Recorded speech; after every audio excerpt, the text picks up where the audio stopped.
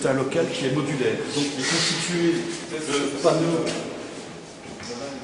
que l'on peut assembler très facilement, simplement avec un boulon.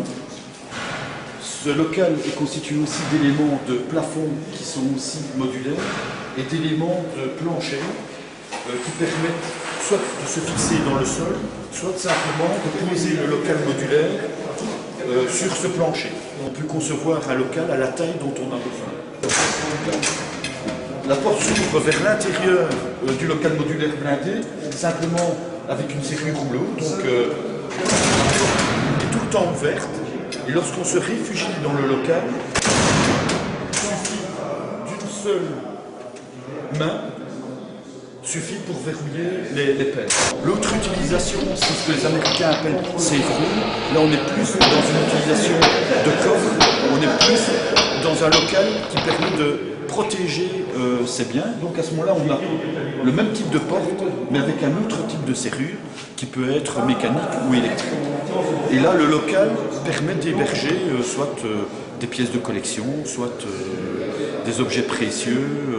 Ça, c'est en fonction des besoins des personnes. Il faut que l'ensemble des mesures de sécurité soient prises au niveau de l'habitation. Et donc, il faut des systèmes d'alarme, il faut des enceintes sécurisées.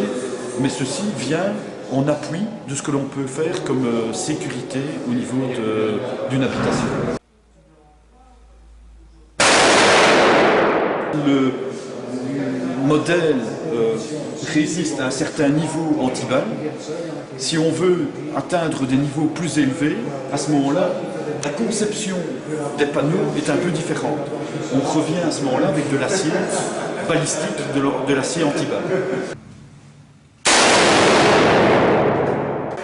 Je dirais dans sa formule standard pour le particulier, on a déjà un niveau qui n'est pas négligeable, où le panneau résiste à du 12 mm au 44 et au 357. Et on voit que il n'y a rien qui est passé.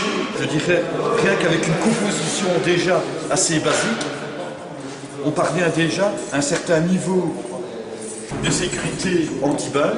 Pour atteindre des classes supérieures, à ce moment-là, il faut renforcer l'arrière avec des aciers spéciaux, des aciers balistiques.